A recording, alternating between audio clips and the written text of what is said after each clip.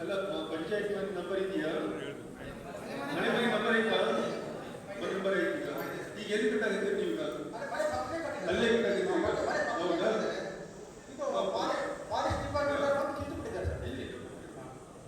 ಈಗ ನಾವು ಮೊದಲು ಹೇಳ್ತಾ ಇದೀವಿ, ಅದನ್ನ ಹೊಸಾಧಿಕರಣಕ್ಕೆ ನೀವು ಕೊಡೋದು ಹೊಸ ಮನೆ ಕಟ್ಟಕ್ಕೆ ನಾವು ಹೇಳಲ್ಲ ಫಾರೆಸ್ಟ್ ಜಾಗದಲ್ಲಿ. ಈಗ ಹಳೆ ಮನೆ ಇದ್ದು ಮುಗಿದು ಬೀಳುವಾಗ ಪಂಚಾಯತ್ ಹಣ ಬಂದವಾಗ ಅದೇ ಜಾಗದಲ್ಲೇ ಒಂದು ಆಚೆ ಈಚೆ ಕಟ್ಬೋದು. ಹೌದಾ? ಅಂತ ಯಾವುದು ತೊಂದರೆ ಕೊಡಬಾರ್ದು. ಸರಿ, ವಿಸಿಟ್ ಮಾಡಿ ವಿಡಿಯೋ ನೋಡಪ್ಪ, ನೀನು ವಿಸಿಟ್ ಮಾಡು.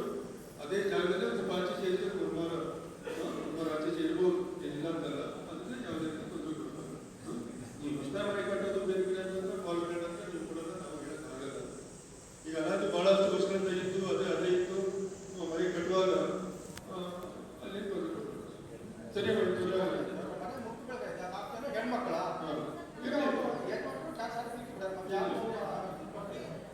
ಆಯ್ತು, ವಿಡಿಯೋ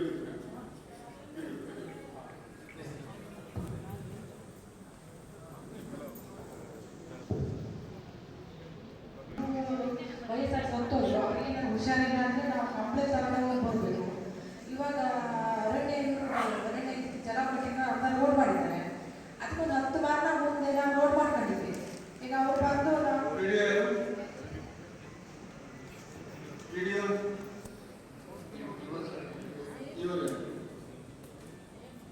ಅವರು ಮನೆಗೆ ದಾರಿ ಇಲ್ಲ ಅಂತ ಹೇಳಿ ಪಂಚಾಯತ್ ಅವರು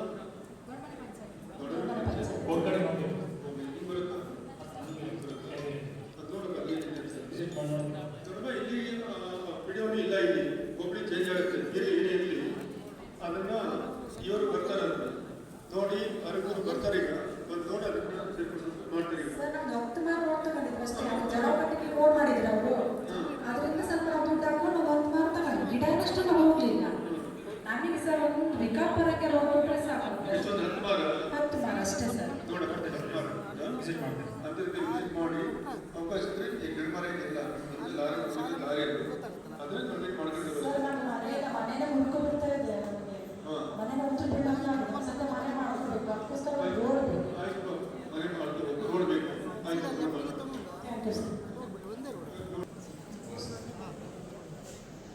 ಹಳೆ ಕೊಟ್ಟಿಗೆ ಮನೆ ಇತ್ತು, ಅದನ್ನು ಡೆಮಾಲಿಷನ್ ಮಾಡಿ ಕಟ್ತಾ ಇತ್ತು.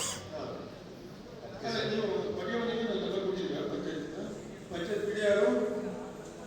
ಅದು ಮನೆ ನಂಬರ್ ಇದೆ ಸರ್. ಮಾಹಿತಿ ಇದೆಯಾ? ಮಾಹಿತಿ ಇಲ್ಲ. ಈಗ ಒಂದು ಮನೆ ಇದೆ, ರೈತರು ಮನೆ ಇದೆ. ರೈತರು ಮನೆ ಇದ್ದಾಗ ರೈತರು ಹೇಳ್ತಾರೆ ಕೊಟ್ಟಿಗೆ ಇರಲ್ಲ. ಇದು ಕೊಟ್ಟಿಗೆ ಇದ್ದಾರೆ. ಒಂದು ಮನೆ ಇದ್ದಾಗ ರೈತರ ಕೊಟ್ಟಿಗೆ ಇದ್ದಾರೆ. ಆ ಕೊಟ್ಟಿಗೆ ಇದ್ದಾಗ ಮುಟ್ಟು ಬೀಳ್ತಾ ಇದೆ.